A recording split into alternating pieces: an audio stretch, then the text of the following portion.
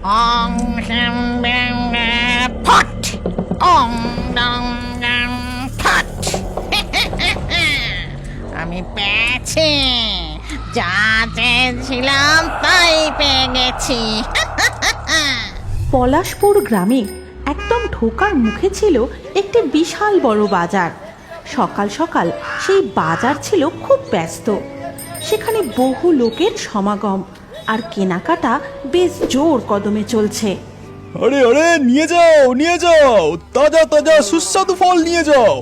Apple থেকে পেয়ারা একদম চিনির মতো মিষ্টি, এমন জলের দরে ফল এই তল্লাটে কোথাও পাবে না। নিয়ে যাও নিয়ে যাও।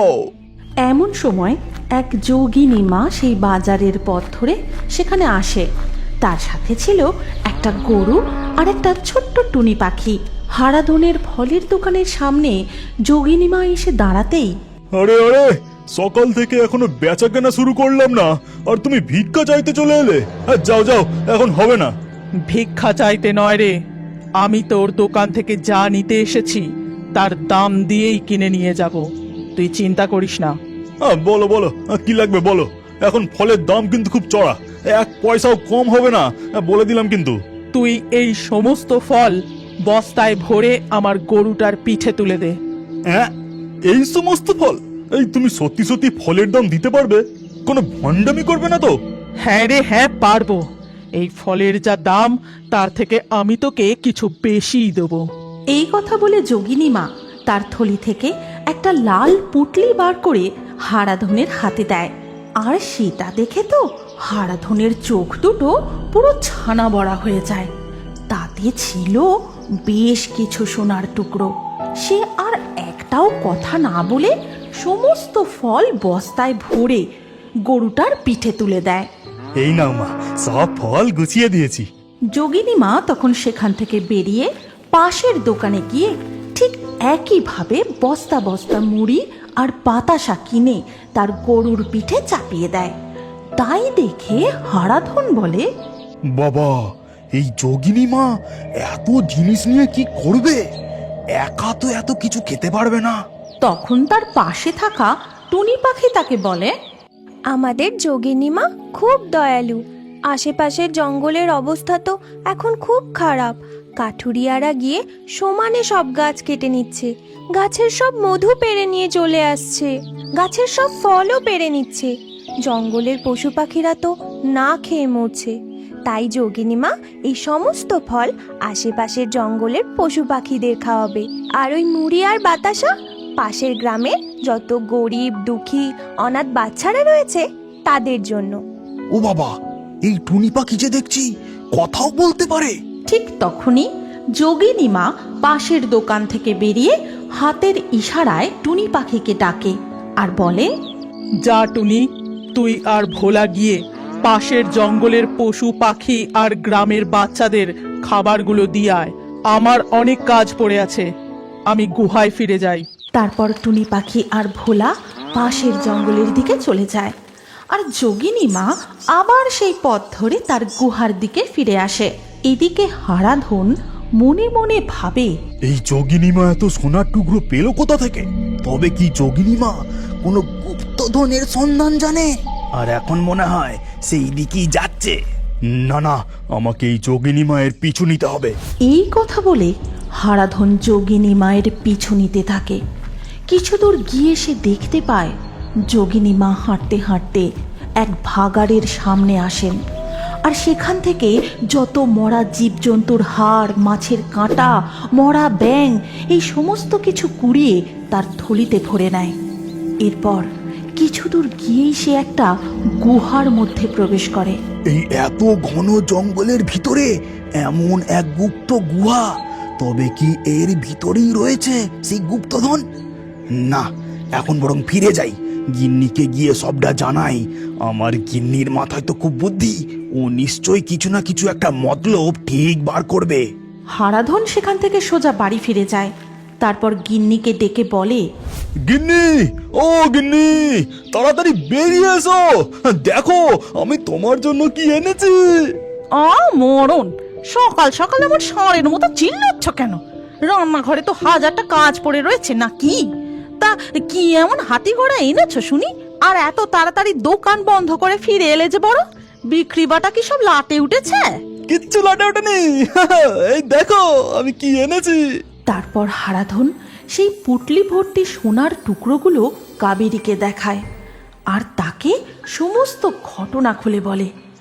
আর সব কিছু শুনে কাবেরী বলে, কি বলছো গো? গুপ্তধন? তা তুমি গুহার ভিতরে না ঢুকে ফিরে এলে কেন? আরে হঠাৎ করে গুহার মধ্যে ঢুকে গেলে হয় নাকি? ভালো করে হাটঘাট বেঁধে নামতে হবে। এখন তুমি চটপট একটা বুদ্ধি বার করো তো। জানি জানি, যা করার আমাকেই করতে হবে। তোমার ঘটে তো কিছুই নেই। শোনো, আমার মাথায় একটা বুদ্ধি এসেছে, এদিকে এসো। এর পরের দিন সকালবেলায় কাবেরী কেউ আছো নাকি গো? আমাকে দুটো খেতে দেবে? দুদিন ধরে আমি কিছু খাইনি, আমাকে দুটো খেতে দাও না গো, আমাকে একটু জল দাও না। কাবেরীর কান্না শুনে যোগিনীমা গুহার ভিতর থেকে বেরিয়ে আসেন আর বলেন, কে তুই? তোর কি হয়েছে? এভাবে কাঁদছিস কেন? আর এই গুহার সন্ধান তুই কোথায় পেলি? আমার নাম কাবেরী, আমি ওই পাশের গ্রামেই থাকি। বিয়ের 5 বছর হয়ে গেল, আমার কোনো সন্তান হয়নি বলে আমার স্বামী আবার দ্বিতীয় বিয়ে করেছে। আর আমাকে মারধর করে আমার সমস্ত গয়নাগাটি খুলে নিয়ে আমাকে বাড়ি থেকে বার করে দিয়েছে। আমি কাঁদতে কাঁদতে এই জঙ্গলের মধ্যে চলে এসেছি, আর দূর থেকে এই গুহাটা দেখতে পাই। 2 দিন ধরে আমি কিছু খাইনি মা, আমায় কিছু খেতে দাও। ঠিক আছে, তুই এখানেই বস, আমি তোর জন্য খাবার আনছি। খাবার খেয়ে এখান থেকে চলে যাবি। মা গো, আমার যে যাওয়ার কোনো জায়গা নেই, আমাকে তুমি তোমার কাছে রাখো মা। আমি তোমার সব কাজ করে দেব, দিনরাত তোমার সেবা করব। আমাকে শুধু তোমার কাছে একটু ঠাঁই দাও মা। যোগিনীমা কাবেরীকে তার কাছে রাখতে রাজি হয়ে যান। এরপর থেকে কাবেরী যোগিনী মায়ের সব কাজ করে দেয়, তার অনেক সেবা যত্ন করে। সে আস্তে আস্তে যোগিনী মায়ের বিশ্বাস অর্জন করতে থাকে। আসলে কাবেরী কাজ করার বাহানায় সেই গুপ্তধনের সন্ধান করতে থাকে। এইভাবে কেটে যায় বেশ কিছুদিন। একদিন আজকে অমাবস্যা, আজকে রাতে আমি এক যজ্ঞে বসবো। প্রতি অমাবস্যাতেই আমি এই যজ্ঞে বসি, আর তার জন্য আমার বেশ কিছু জিনিসের প্রয়োজন। কাবেরী, তুই গিয়ে সামনের ভাগাড় থেকে যত জীবজন্তুর হাড়, মাছের কাঁটা, মরা ব্যাঙ পাবি কুড়িয়ে নিয়ে আয়। আর শোন, ভোলাকে সাথে নিয়ে যা। যোগিনী মায়ের কথা মতো কাবেরী ভোলাকে নিয়ে জঙ্গলের পথ ধরে ভাগাড়ের দিকে এগিয়ে যায়। আর সেখানে গিয়ে সে হারাধনের সাথে লুকিয়ে দেখা করে। কি গো গিন্নি, কোনো গুপ্তধনের সন্ধান পেলে? আর গুপ্তধন? ওই বুড়ি যে কোথায় নিজের যজ্ঞের ধন লুকিয়ে রেখেছে ভগবান জানে। আজকে আবার উনি কি যেন একটা যজ্ঞে বসবেন, তার জন্য নাকি মরা ব্যাঙ, জীবজন্তুর হাড় এই সব লাগবে। আমি কি এখন ওনার জন্য ভাগাড়ে ওইসব নোংরা ঘাটতে যাবো নাকি? আহা, ভাগাড়ে যেতে হবে কেন? এই গরুটা কি মেরে বুড়ির কাছে নিয়ে যাও তো। কি বলছো গো? ও যে বুড়ির খাস গরু। তাতে কি হয়েছে? তুমি বলবে গলায় দড়ি পেঁচিয়ে নিজেই মরে গেছে। আজকে যখন বুড়ি যজ্ঞে বসবে, আমি গুহার বাইরে অপেক্ষা করব। আজকে কিছু একটা ব্যবস্থা করতেই হবে। তারপর হারাধন সেই গরুটার গলায় দড়ি পেঁচিয়ে গরুটাকে হত্যা করে। হারাধনের কথা মতো কাবেরী গরুটাকে টেনে টেনে গুহার সামনে নিয়ে যায় এবং যোগিনীমাকে ডেকে সমস্ত কথা খুলে বলে। যোগিনীমা একটাও কথা বলে না। এরপর গভীর রাত নামতেই যোগিনীমা সমস্ত জোগাড় করে যজ্ঞে বসেন। কাবেরীও তার পাশে বসে থাকে আর গুহার বাইরে হারাধন অপেক্ষা করে।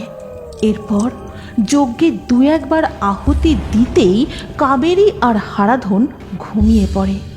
কিছুক্ষণ পর যখন তারা চোখ খোলে, সামনে দেখে সোনা, এত সোনা! এই তো পেয়েছি, যেটার সন্ধানে আমরা এসেছিলাম, খুঁজে পেয়েছি। এই কথা বলে যেই মুহূর্তে হারাধন আর কাবেরী সেই সোনায় হাত দিতে যায় অমনি ছিটকে দূরে পড়ে যায়। ঠিক তখনই যোগিনী মা তাদের সামনে আসেন, আর তার সাথে আসে ভোলা। এ কি? ও এখানে কি করে এলো? ওকে তো অবাক হচ্ছিস তাই না? এই গুপ্তধনের সন্ধানেই তো এসেছিলিস। এমনকি মিথ্যে বলার সাথে সাথে আমার নিরীহ পশুকে হত্যা করতেও তোদের হাত কাঁপেনি। যা ভোলা, তুই গিয়ে ওদের উপযুক্ত শাস্তি দে। ঠিক তখনই ভোলা তাদের দিকে এগিয়ে গিয়ে তাদের গুঁতোতে থাকে।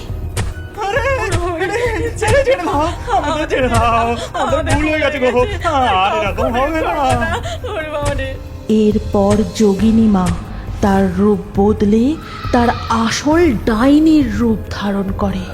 তারপর ভোলাকে থামতে বলেন। তুমি একটা ডাইনি? হ্যাঁ, এই ভোলার টুনি হলো আমারই দুই চেলা হামদ আর মামদ। আমি প্রথম দিনই তোদের অসৎ উদ্দেশ্যের কথা জানতে পেরে গিয়েছিলাম। শুধু সঠিক সময়ের অপেক্ষা করছিলাম তোদের শাস্তি দেওয়ার জন্য। আমাদের ক্ষমা করে দাও ডাইনি, আমরা লোভে পড়ে এমন ভুল কাজ করে ফেলেছি। তুমি একজন ডাইনি হয়েও জঙ্গলের পশু পাখি, অনাথ শিশুদের এত উপকার করছো, আর আমাদের অনেক বড় ভুল হয়ে গেছে ডাইনি, আমাদের তুমি ক্ষমা করে দাও। আজকের পর থেকে আমরা এই ভুল কখনো করব না।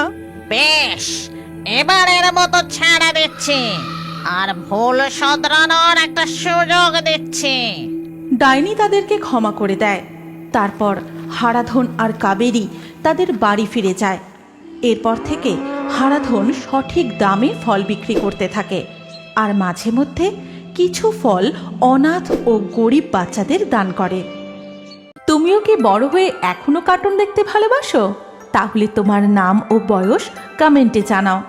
আমরা লাকি ড্রয়ের মাধ্যমে তোমার নাম দিয়ে নতুন কার্টুন ভিডিও তৈরি করব।